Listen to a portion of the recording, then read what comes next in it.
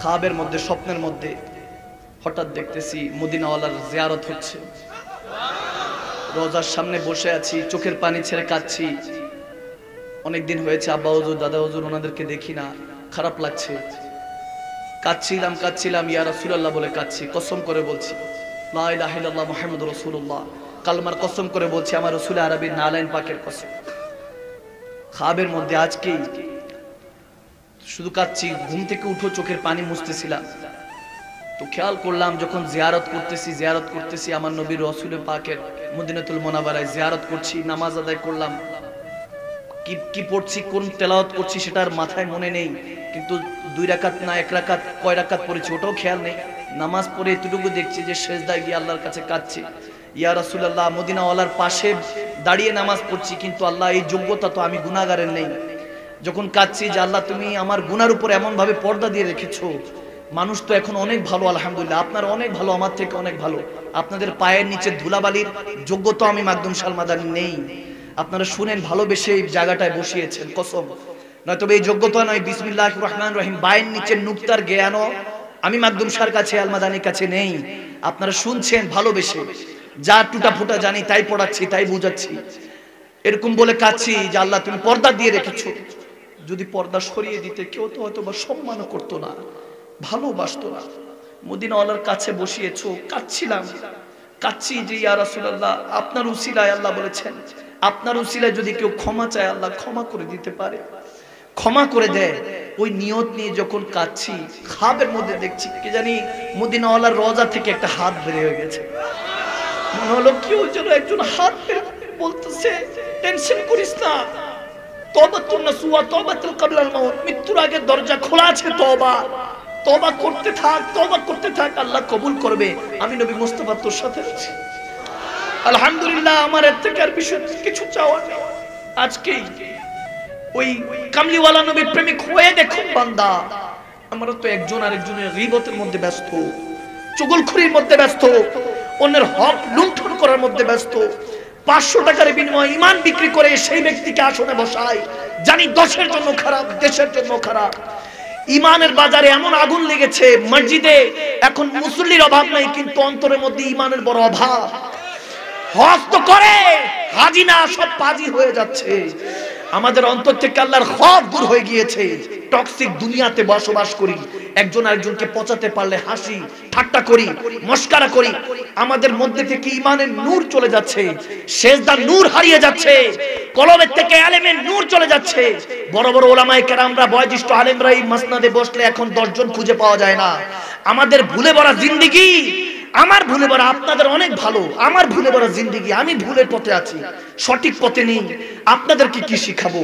আজকে আমার কথা শুনতেছেন, ইয়ংদের কথা ইয়ংরা শুনছে। আমরা একজন আরেকজনকে ইয়ংকে হয়তোবা ক্রিটিসাইজ করছি, খেয়ানত করছি আমানত। আমরা কি বুঝাবো? ওলামায়ে কেরামরা, বয়োজ্যেষ্ঠ আলেমরা স্টেজে উঠা বন্ধ হয়ে যাচ্ছে, ইলমের নূর, হেদায়েতের নূর বন্ধ হয়ে যাচ্ছে। টাইমস আপ, সময় শেষ। দাজ্জালের সমস্ত ফিতনা আমাদের ব্রেন ওয়াশ করে দিচ্ছে। আমরা একজন রক্ত হয়ে রক্তের সাথে গাদ্দারি করি। এই দুনিয়া আসফালা সাফিলিন বলা হয়েছে, সবচেয়ে নিকৃষ্ট এই দুনিয়ার কথা বলা হয়েছে। আহসানি তাকওয়িম দিয়ে পয়দা, সবচেয়ে উৎকৃষ্ট করে আল্লাহ তাবারক ওয়া তাআলা পয়দা করেছেন। এই গুনাহ যদি আমরা যা গুনাহ করি একা একা, এই গুনাহ যদি কেউ জানতো, ঘরের মানুষটাও সালাম দিত না, ঘাড় ধাক্কা দিয়ে বের করে দিত। পর্দা রেখে দিয়েছে আল্লাহ, ওই পর্দা দিয়ে দিয়েছে বিধায় এখনো মানুষ সম্মান করে, ভালোবাসে। একটাবার চিন্তা করুন, দরজা বন্ধ করে যখন গুনাহ করছেন, কেউ দেখছে না। যিনি আপনার দরজার নিচে দিয়ে অক্সিজেনটা পাঠিয়ে দিয়েছে তিনি দেখে, তেনার কাছে হিসাব একদিন দিতে হবে। ওয়া মান ইয়ামাল মিসকালা যাররাতিন শাররিয়া, যাই না ওই কাজ করে যখন দাঁড়াবো মাওলার কাছে কি জবাব দিব? আরে কবরে আমার নবী যখন কবরে দেখা হবে, নবী যদি বলে লাত্রি, চিনি না এই উম্মতকে, বেনামাজি ছিল, সুদ ঘুষ খাইতো, দেশের টাইনে 10টা খাইতো, দুর্নীতিবাজ ছিল, ইসলামের নামে গাদ্দারি করেছে, এরকম লেবাস পরে মানুষকে ধোঁকা দিয়েছে, আমি নবীর সুন্নত রেখে সুন্নত পড়ে মানুষকে ধোঁকা দিয়েছে। অন্তরের মধ্যে আমাদের তাসাউফ নষ্ট হয়ে যাচ্ছে, আমাদের মধ্যে হেদায়েতের নূর চলে যাচ্ছে।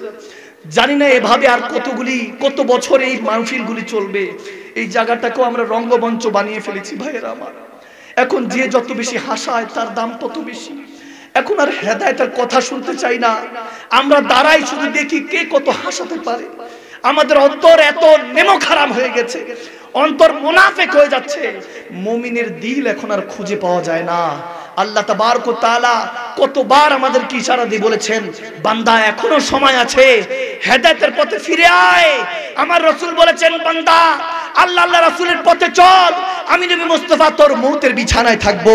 যখন তুই কবরে যাবি, তোর আপনরা তোকে দাফন করে কবরে রেখে যাবে, বুকটা ফেটে যাবে, মা বাবা আত্মীয় স্বজন, স্বামী তার স্ত্রী, স্ত্রী তার স্বামী, সন্তান কেউ যখন একটা রাত থাকবে না, ওই কঠিন মুহূর্তে আমি নবী মুস্তাফা তোর কাছে আসবো। যখন মুনকার নাকির প্রশ্ন করবে, মান রাব্বুকা মা দীনুকা মা কুনতা তাকুলু ফি হাক্কি হাযা রাজুলাল লি মুহাম্মাদি, জিজ্ঞেস করবে বল তোর সামনে বসায় কে, এই মুহাম্মদ আরবি কে? তাকুলু, সেই নবীর পথে মতো চলেছিলি, তখন যখন জবাব দিতে পারবেন না তখন কি হালত হবে? আমার নবী বলেছেন, যদি ইসলামের পতাকাটা উত্তীর্ণ করতে হয়, আরে সেই নবীর ঋণ আপনি স্বর্ণ দিয়ে শোধ করতে পারবেন না, নবীর ঋণ আপনাকে রক্ত দিয়ে জানের বিনিময়ে শোধ করতে হবে। আপনি এখন বুঝতেছেন না, যখন কবরে যাবেন নবী বলবেন, সমস্যা নাই বান্দা, আমার উম্মতটা ভয় পাইস না, কবরের মধ্যে মুনকার নাকিরকে আমার নবী বলবেন, হ্যাঁ মুনকার নাকির, সে কি উত্তর দিবে, আমি তার কি লাগি? আমি বলতেছি আমার আশেক হয়, আমার উম্মত হয়, তাকে বেহেশতের নেয়ামত দে। যখন সেখান থেকে ইন্টারভিউ পাস করে চাকরিতে হাসরের ময়দান আল্লাহ ডাকবে, কাঠগড়ায় দাঁড়িয়ে আছেন, আজকে আর সুদ ঘুষ কোনো কিছু চলবে না, আজকে আর দুনিয়ার ক্ষমতা দাপট চলবে না, আজকে আর রক্তের সাথে রক্ত গাদ্দারি চলবে না, আজকে আর ধোঁকাবাজি কোনোভাবে চলবে না, আজকে আর আপনি কোনোভাবে সুদ ঘুষ দিয়ে এই কাঠগড়া থেকে মুক্তি পাবেন না। যখন কঠিন থেকে কঠিন মুহূর্ত, আদম সফিউল্লাহ থেকে ঈসা রুহুল্লাহ, মা বাবা আত্মীয় স্বজন সবার কাছে দৌড়াবেন, নাফসি নাফসির আলমের মধ্যে, নাফসি নাফসির কোটি কোটি নাফসি নাফসির আলমের মধ্যে একটা উম্মত, একটা আওয়াজ বের হবে, রাব্বি হাবলি উম্মতি, রাব্বি হাবলি উম্মতি, আল্লাহ আমার উম্মত গুনাহগার, ক্ষমা করে দাও, রাব্বি সাল্লিম, আল্লাহ ক্ষমা করে দাও। যখন ওই মুহূর্তে আমার নবী পিছন থেকে বাড়ি দিয়ে বলবে, ভয় পাইস না উম্মত, ভয় পাইস না, তোর মৌতের বিছানায় আমি নবী মুস্তাফা ছিলাম, কবরে তোর সাথে ছিলাম, আজকে হাসরে আছি, ওয়ারজুকনা শাফাআতাহু ইয়াউমাল কিয়ামা, তোকে নিয়ে বেহেশতে চলে যাব। সুবহানাল্লাহ। বুঝতে পারলাম সেই নবী একমাত্র আমার আপন, আর কেউ আপন না, সেই পরওয়ারদিগার একমাত্র আপন, আর কেউ আপন না, সব আপন আমাকে দাফন করতে চায়, সেই নবী আমাকে বুকে জড়িয়ে ধরতে চায়। সুবহানাল্লাহ। সেই নবীর হয়ে যা, দুনিয়াটা আপনার গোলাম হয়ে যাবে, সেই নবীর হয়ে যা, দুনিয়া আপনাকে তাআত করবে। সে নবীর হয়ে যান, কখন যে আল্লাহ আপনাকে বান্দা থেকে বন্ধু বানিয়ে নিবে টেরও পাবেন না। সে মওলার নিদর্শন দেখেন নাই, এখনো তো পর্দা হয় নাই, পর্দার ওপারে আছেন, এখনো দেখেন নাই।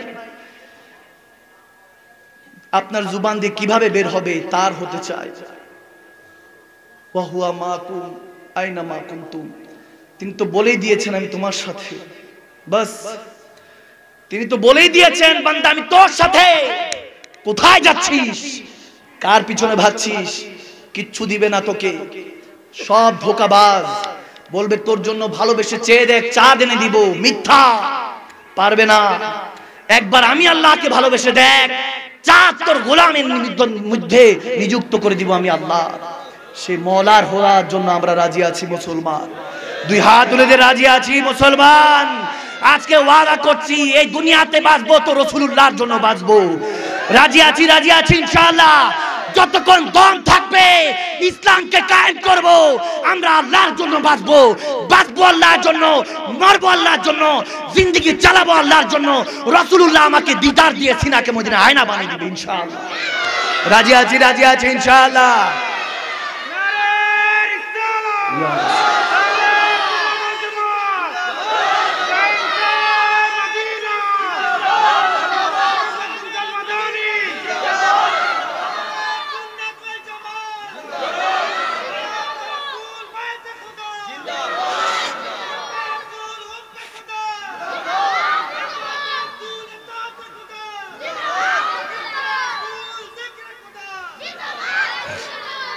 চিল্লায় বলুন আল্লাহু আকবার।